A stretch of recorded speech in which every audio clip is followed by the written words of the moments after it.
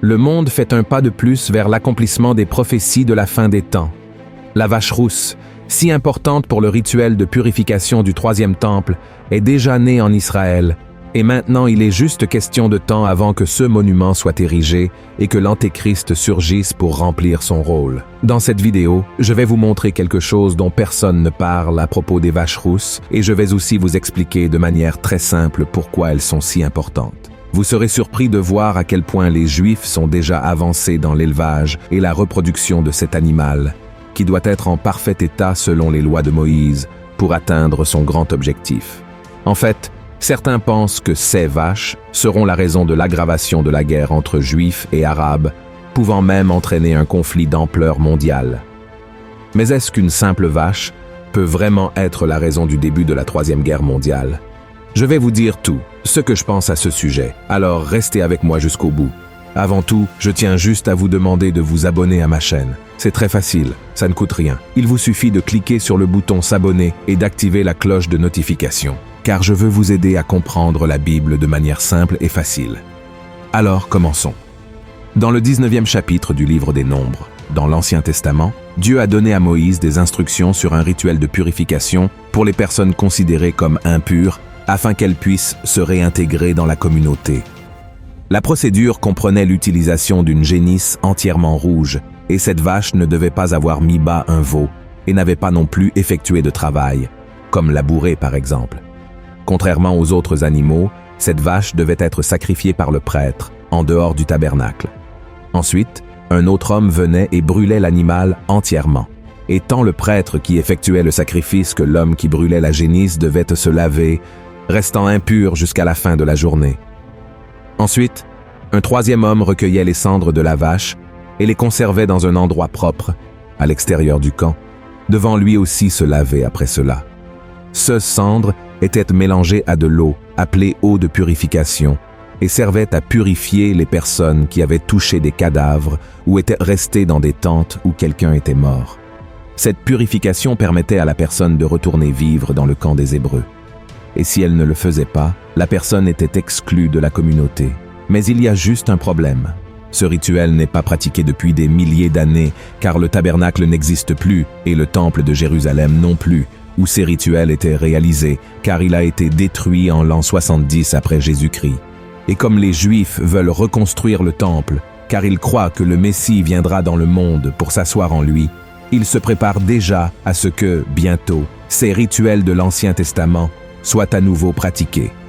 En 2018, l'entité israélienne Institut du Temple a informé le monde de quelque chose de surprenant. Après de longues recherches et des millions de dollars d'investissement, la première génisse entièrement rouge depuis 2000 ans a été trouvée aux États-Unis. Et à partir de maintenant, ils sont prêts à commencer la construction du troisième temple de Jérusalem, ce qui signifie que nous sommes très proches de l'accomplissement des prophéties de la fin des temps, y compris l'arrivée de l'Antéchrist et le retour de Jésus. Le 16 septembre 2022, 5 génisses rouges considérées comme parfaites ont été transportées d'une ferme dans l'État du Texas à la capitale israélienne, où elles sont sous la garde de l'Institut du Temple, qui attend avec impatience le moment du sacrifice de la première bête, car sans cela, il sera impossible de reconstruire le si attendu troisième temple de Jérusalem. Le monde n'a connu que 2 temples juifs. Le premier a été construit sur le mont du Temple par le roi Salomon et a duré 390 ans, jusqu'à ce que les Babyloniens le détruisent en 586 avant Jésus-Christ.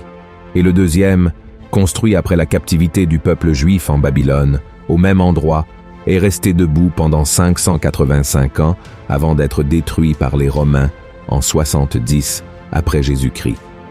Quant au troisième temple, il est lié à une prophétie qui se réalisera à la fin des temps.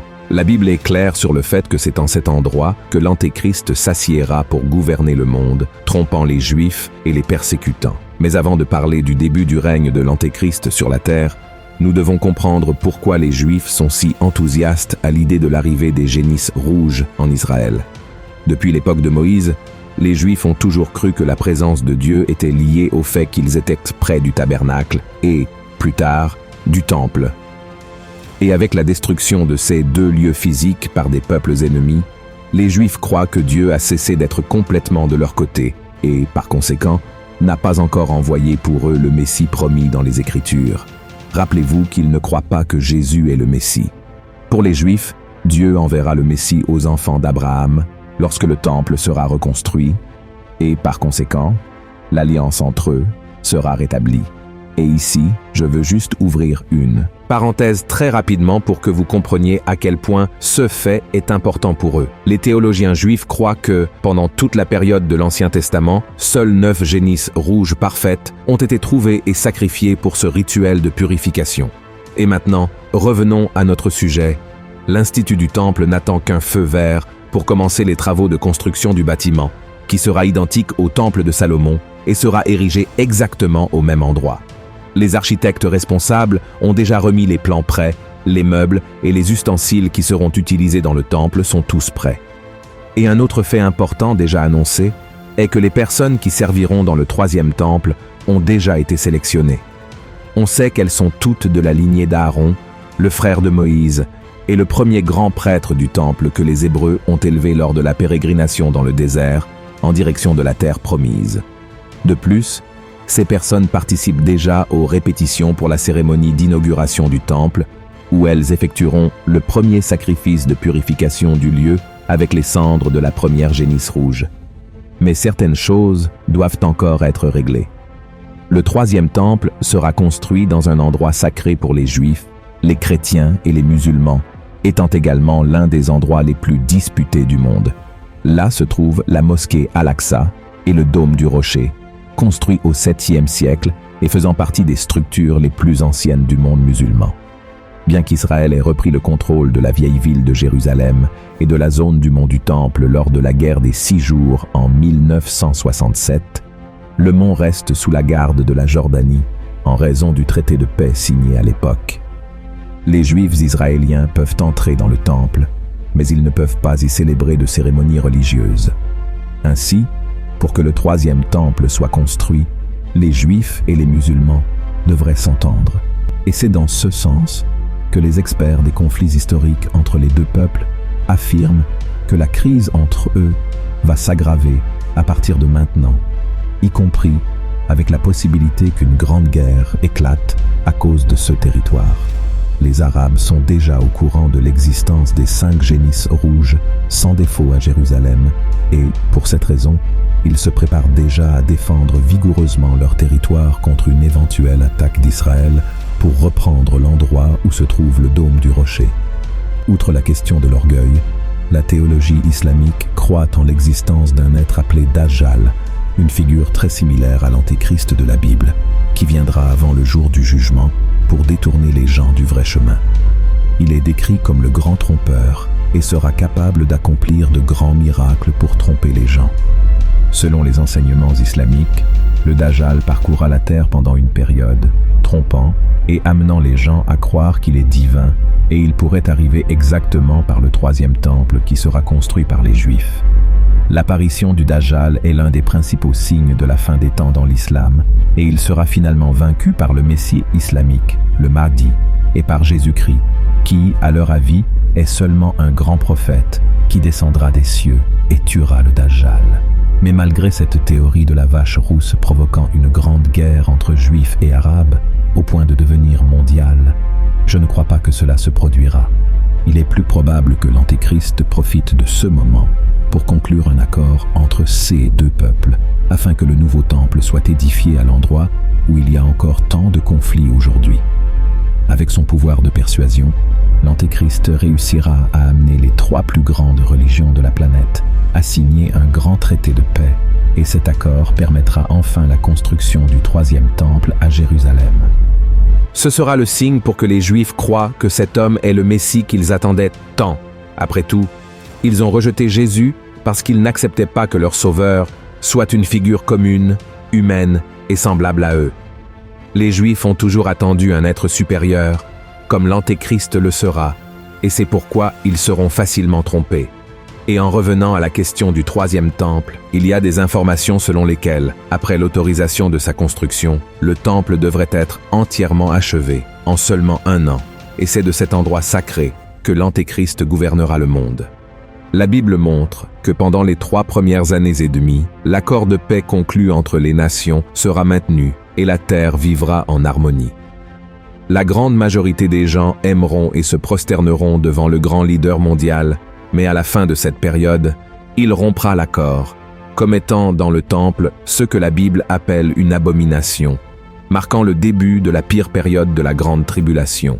C'est à ce moment-là que la colère de Dieu commencera à être déversée sur la terre, et le peuple juif commencera à comprendre que le Messie qu'ils attendaient tant était déjà venu dans le monde il y a 2000 ans, mais a été rejeté par eux. Et le prophète Zacharie a prophétisé à ce sujet. Voyez ce que Jésus a dit par l'intermédiaire de son serviteur. Alors je répandrai sur la maison de David et sur les habitants de Jérusalem un esprit de grâce et de supplication, et ils tourneront les regards vers moi, celui qu'ils ont percé. Ils pleureront sur lui comme on pleure sur un fils unique. Ils pleureront amèrement sur lui comme on pleure sur un premier-né. En ce jour-là, le deuil sera grand à Jérusalem, comme le deuil d'Adadrimon dans la vallée de Méguidon. Mes frères, regardez ceci. À la fin des 7 années de grande tribulation, Jésus reviendra, vaincra l'Antéchrist, le faux prophète et enfin Satan. Ensuite, il rassemblera sa fiancée, qui sommes nous, les chrétiens, avec le peuple de la nation élue, les Juifs convertis, et nous vivrons tous en paix dans la nouvelle Jérusalem, un lieu éternel, où il n'y aura ni douleur, ni mensonge, ni méchanceté, ni pleurs, ni tristesse. Alors mes frères, même si ces génisses rouges, sans défaut, ont une grande signification pour les Juifs à ce moment de l'histoire, elles ne signifient absolument rien pour nous. Dans le passé, dans l'Ancien Testament, elles représentaient l'offrande pour la purification du péché, apportant une nouvelle vie et une rédemption au peuple. Et sans la mort de cet animal si rare, les impurs ne pouvaient pas retourner dans la présence de Dieu. Et cela symbolise ce que Jésus a fait pour nous sur la croix du Calvaire. Il s'est sacrifié pour que nos impuretés soient lavées une fois pour toutes et que nous puissions entrer dans la présence du Seigneur. Les cendres de la génisse rousse représentent la mort de Christ et l'eau de purification représente son sang. Quant à la construction du 3e temple, je sais que beaucoup de chrétiens sont terrifiés quand ils entendent parler de ce sujet, mais nous ne devrions pas nous inquiéter car le Christ nous a déjà assuré la victoire et notre couronne est gardée. Nous devons seulement persévérer jusqu'à la fin. Amen. À la fin du livre de l'Apocalypse, le Seigneur nous laisse le message suivant. Voici, je viens bientôt, et ma rétribution est avec moi, pour rendre à chacun selon ce qu'est son œuvre. Je suis l'alpha et l'oméga, le premier et le dernier, le commencement et la fin. Heureux ceux qui lavent leurs robes, afin d'avoir droit à l'arbre de vie et d'entrer par les portes dans la ville. Alléluia. Si vous avez aimé ce message, partagez-le avec vos amis et votre famille et abonnez-vous à ma chaîne. Je vous attends dans la prochaine vidéo. Que Dieu vous bénisse puissamment.